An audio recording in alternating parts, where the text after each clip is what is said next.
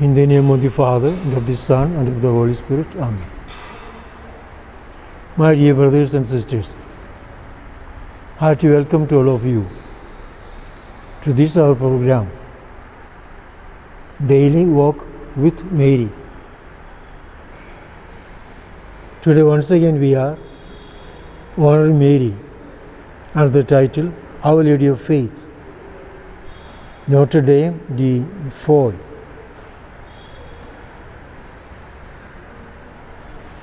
There was a landlord, and in his property there were 2 oak trees. Magnificent oaks once grew, and one of the 2 venerable old trees was felled in the year 1609. So this of the 2 oak trees, one was cut down for a lumber by a man named Gilles, a lumberjack. So just for the sake of wood, not for any other purpose of building or making any furniture, but only to use it as logs of wood. And the worker who inspected the tree found in the interior a small terracotta statue of the Mother of God. So that was again, we can imagine the surprise the people had when they cut the tree open. Inside the tree they find a beautiful terracotta statue of Our Lady. The statue was enthroned, as it were, with 3 iron bars that served as trellis. So there was the stand prepared with 3 iron bars, and it was on this that the statue was placed, was enthroned. The old oak stood on the edge of a path taken by pilgrims traveling to St. Hubert. Apparently, at some time in the distant past, some pious Christian souls had placed the holy image in a hollow of the tree, as if in a niche. Who did it, we do not know, but somehow it was done by someone who had respect for Our Lady, who had faith in Our Lady. That is why prepared the background and kept it with much in a venerable way.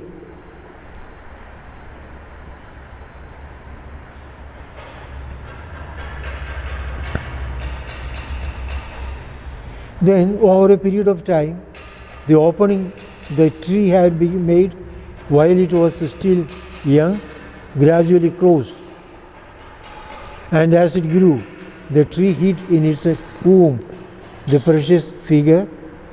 Over the years, the bark of the tree closed upon it, and as the road became less frequented, the existence of the statue was completely forgotten.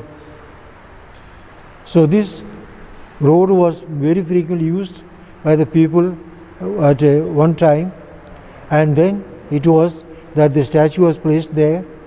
Perhaps all those who passed by would pay respects and honor Our Lady, but slowly this road was not so frequently used. It became almost derelict, and afterwards people even stopped passing that way. And the tree got slowly, as it was a young tree, it grew up, and as it grew, the hollow that was made in the tree was closed by itself, and bark was covering the whole tree, and thus the statue was caught inside the tree, which no one could know. The opening of the tree had made while it was still young, gradually closed, and as it grew, the tree had in its womb the precious figure. Over the years, the bark of the tree closed upon it, and as the road became less frequented, the existence of the statue was completely forgotten. To honor the Virgin, the statue was subsequently displayed on the other rock. So the oak tree in which the statue was found was cut, and it was cut into pieces. So they took the statue and placed it in the next tree. We said there are two oak trees, venerable old oak trees. So this was removed to the one who was the tree that was still standing in the plot. To honor the Virgin, the statue was subsequently displayed on the other rock, once again behind an iron grating, by order of Baron of Celles. In this new sanctuary, the Mother of God was honored with the title of Our Lady of Faith. So again, this same name to Our Lady of Faith, that was given to this statue when it was began to be venerated by the people, which was found in the old tree. Now it is placed in the new tree. Those passing by did not fail to venerate the statue, because it was found in a miraculous way, and so naturally the attention of the people was drawn to the statue, and they began to venerate the statue. And there were many unexpected feelings.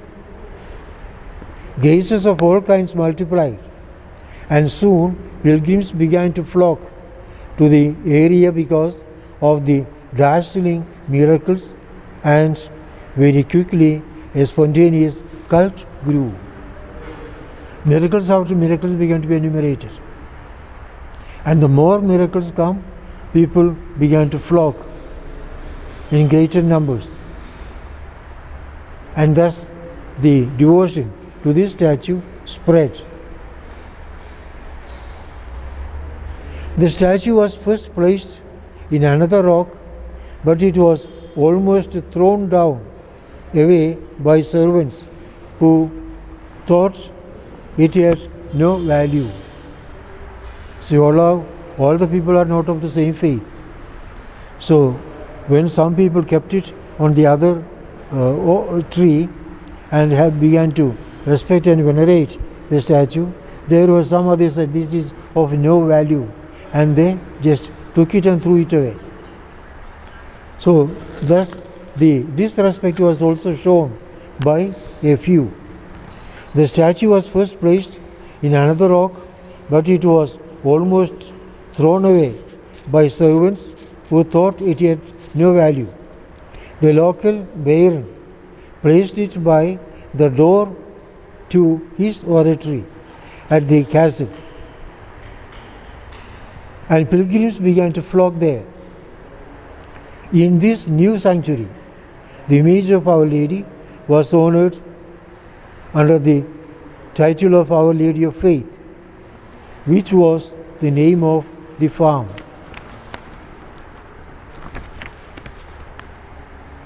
And although there were few who didn't agree to the devotion given to this statue, still somehow more and more people began to have faith in her and began to venerate.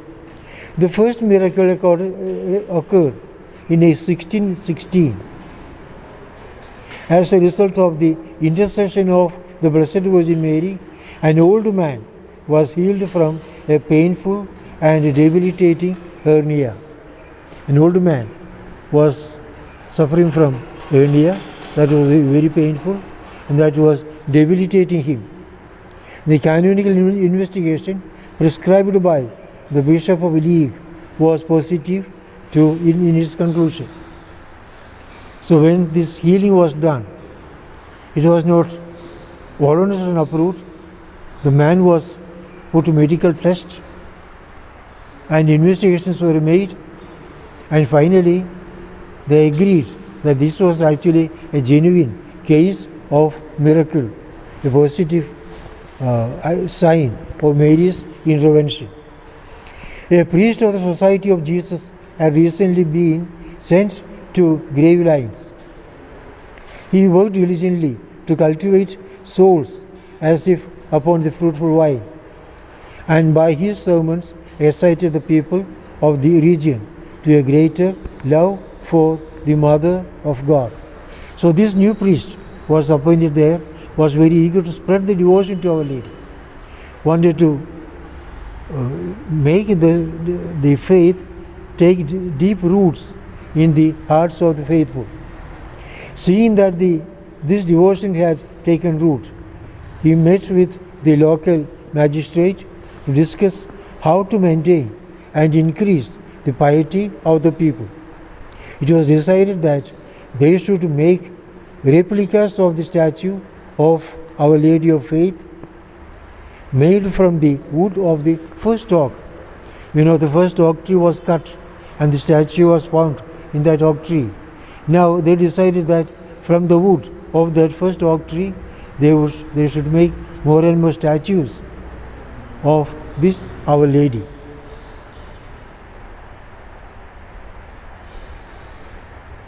Our Lady of Faith made from the wood of the first oak. When the first was completed, the image was observed to have great resemblance to the original. Received with great joy, it was to be placed in a large reliquary above the high altar in the parish church. So this new statue that was made of the oak tree was made with accepted with more respect and was placed above the high altar of the parish church.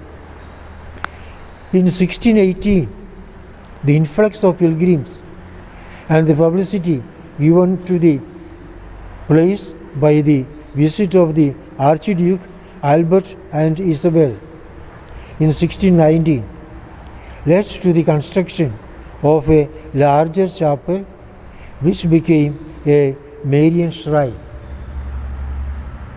So they found that a larger church was their need because there were more devotees coming to seek to pray to Our Lady and to get the help from her. And so they made a bigger church, and in that church the shrine, it became a Marian shrine, and the statue was venerated there. Although only the structural work was completed, the ceiling wasn't finished for another 2 years. Anyhow, people donated so freely because they received so many favors from Our Lady so generously. And so they too were generous towards Our Lady. They donated in large sums, and it was with the help of these donations that they made the church more furnished and more beautiful. A booklet printed in 1623. This is again something that is important. A booklet printed in 1623 spoke of the remarkable healings in the invocation of Our Lady of Faith in Gravelines. So they had actually produced a book collecting all the miracles taken place among the people through the intercession of this Our Lady of Faith in Gravelines. In one case, a man named Perron, John Cheers, who was very sick with a swelling for which doctors did not know the cause or the cure. So this man had swelling on his body and did not know what is the reason, how it comes, and they did not know what remedy, what cure, what medicine can be given to this person. Hearing about the miracles made by Our Lady of Faith, he went to Gravelines, confessed and heard the holy sacrifice at the altar of Mary. Barely had he received Holy Communion, then his pain disappeared entirely. So he went there, made confession, attended the Mass with a true devotion and was with really deep spiritual preparation and spiritual disposition. He was going to receive the communion, and as he received the communion, the great miracle takes place. The pain disappears and did not appear anymore. He never suffered from this swelling again.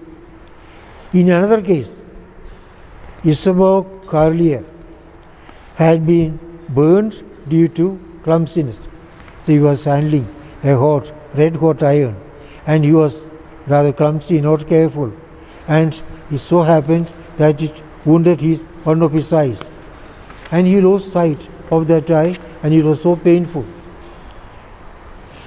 A surgeon said that the evil was without remedy. Isabel recommended herself to Our Lady of Faith. She promised, if she were healed, to visit the chapel of Gravelines. So when she heard that she is not going to get sight anymore, that eye is irreparably lost, and she was so much upset. She began to pray. She began to ask for the assistance, the help of Our Lady. The next day, the surgeon checked her eyes again, throwing his scope as he was forced to acknowledge in his astonishment that the eyes so damaged the day before had been miraculously healed, actually became clearer than the other. So that was the great miracle. The doctor himself was so surprised. So, because the eye which he tested the previous day was so bad, and he said there is no glimpse of hope that this eye can never be repaired. The next day, again, the patient goes to the doctor checks and finds that the eye is perfectly okay. There is nothing wrong with the eye. And not only that, this eye which was damaged with the red hot iron became so clear, the sight became so clear, and the sight was clearer than that of the other eye. There are again some 3 miracles more, there are several miracles in that book. About 3 of them are mentioned here again. In the first, a man suffered horribly for 3 weeks. For 3 days, his pain was such that he was in delirium. The pain was so much intolerable, so much beyond his ability to bear, and he became almost losing his senses. He was in a delirium. And physicians held not even a glimmer of hope for him. There is no hope, because in those days, of course, medicines also were rare, not as advanced as it is today. The friends who surrounded the patient's bed during the lucid moment told the man about the graces obtained through the intercession of Our Lady's faith. So he was in delirium, but sometime maybe he gets a moment of lucid interval, and then they told him about this power of Our Lady working in that particular place, and he agreed to go make a pilgrimage to that place.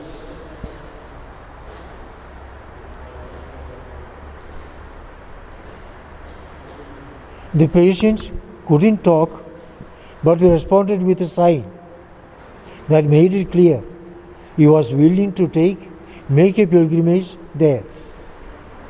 Though he could not speak because of the tremendous pain he was suffering, still, through his signs, he showed that he was quite willing to make the pilgrimage to that Our Lady in Gravelines. At the very same time, he began to feel much better. The moment he manifested his consent to make a pilgrimage to Our Lady in Gravelines, already the miracle began to take place. But for the 3 days, appeared to him. Our Lady appeared, not only the pain was reduced, Our Lady herself appeared to him for 3 days at several times, surrounded by a dazzling light, and flooded him with heavenly consolations. Our Lady was in the midst of such dazzling light, and there was also so much consolation given to him by Our Lady when she visited him. So that was the second miracle. Then again, another prodigy was narrated by the Father Bellingham, which was the resurrection of a stillborn child. While the midwife had already prepared everything for burial, the grieving mother invoked Mary in the image of Our Lady of Faith grave lines.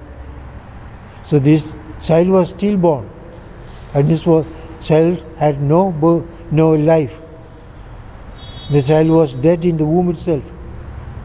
So the nurse was making arrangements for burying this stillborn child. But the mother was not quite willing to give her child for being buried, but she was confidently and with full trust praying to Our Lady for help, Our Lady of Help, Our Lady of Faith in grave lines. And prayer was answered. A life-giving warmth could be felt spreading into the child's limbs. So the child's eyes were icy cold, and gradually a life-giving warmth began to spread through the limbs of this child. The child received. Then the child began to cry and shake his small hands. So clear sign that child was fully come back to life. The child received baptism, and he grows under the watchful eyes of his mother, for whom he is a constant consolation. So the child was supposed to be dead. Burial was arranged, but the mother prayed to this Our Lady of Faith in grave lines, and because the special intervention of Mary, the child was brought back to life. Then finally, the reading what's left of the Gravelines Church archives, there is mention of another prodigy operated during Lent in 1629. A ship captain had wrecked. The ship sank. Sailors and passengers, everyone died.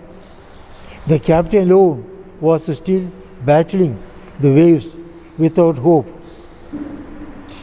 There was no hope of escape from the death, because he was at least 3 leagues from the grave lines. In this urgent danger, he called Our Lady's faith. He vowed to visit the chapel if she desired to come to his aid. Then, in an instant, unable to explain how it had been done, the captain was suddenly standing safely on the shore. So that was a great miracle. He was so much in despair, so much on the point of drowning to death. There was no other way of escaping. He was desperately calling on Our Lady, praying to her, and then all of a sudden he sees that he is there, left on the bank, on the land safely. He doesn't know how he happened to reach the bank of the river, how he happened to be saved. Anyhow, he was so fully as he was lifted by someone else and carried to the banks of the river. He hastened to accomplish his vow, and he told with gratitude to all those he met of the singular protection he had been granted.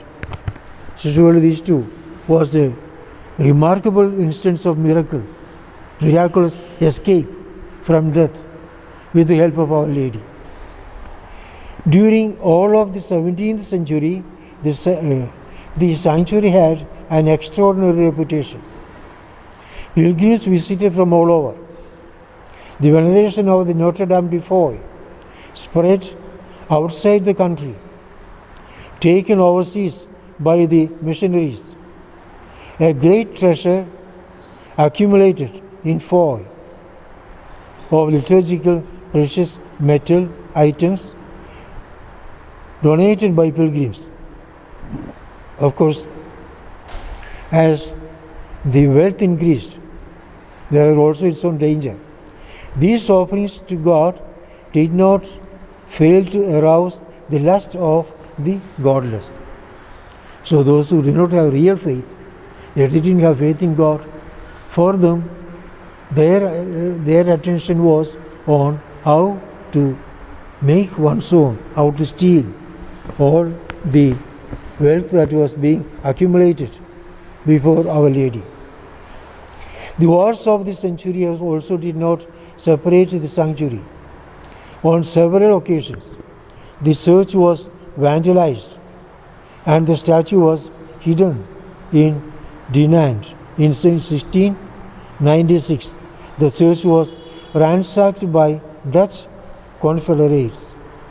So several wars, one after another, took place, and all these wars had their attack on this church, which was a monument of the land. Religious items were stolen or sold for profit. By whom and how was this precious treasure kept from the terrors of the revolution? We do not know.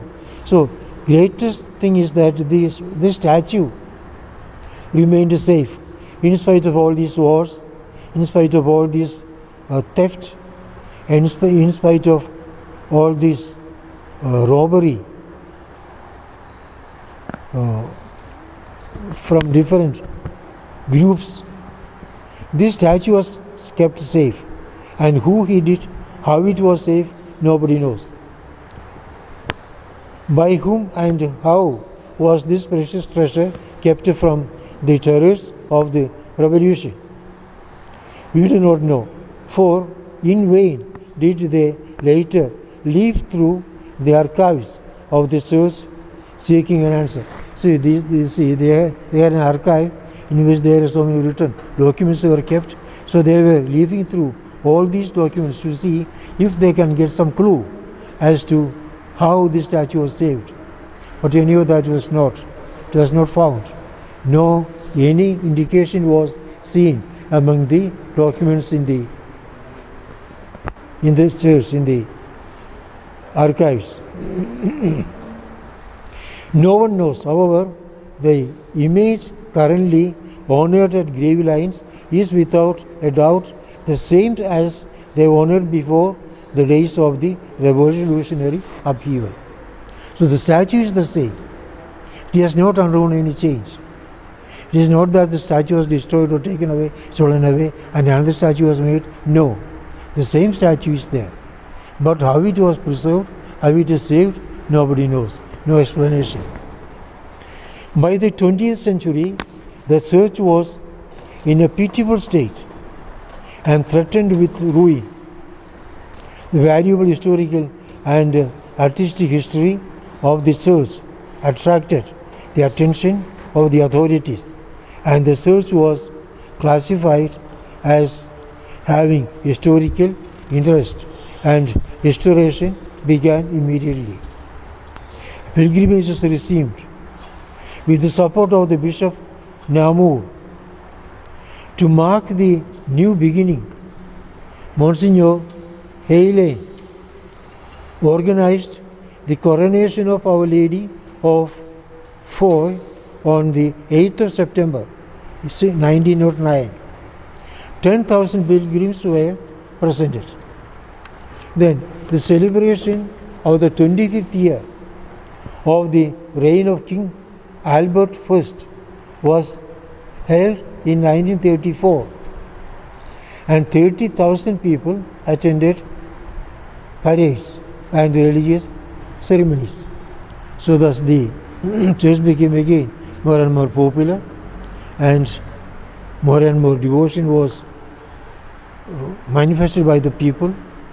People became more deeply devoted to Our Lady, and more graces and prodigies began to flow through the intercession of Our Lady. Let us also, with the deep faith in the great power she has, her intercessory power before the Lord, let us also place all our needs, all our desires, all our petitions under her feet with real deep faith that she will help us, she will come to our aid. We shall ask for the blessing of Our Lady with deep faith. May the blessing of God the Father, the Son, and the Holy Spirit descend upon you and remain with you forever, through the powerful intercession of Our Lady, our Blessed Mother.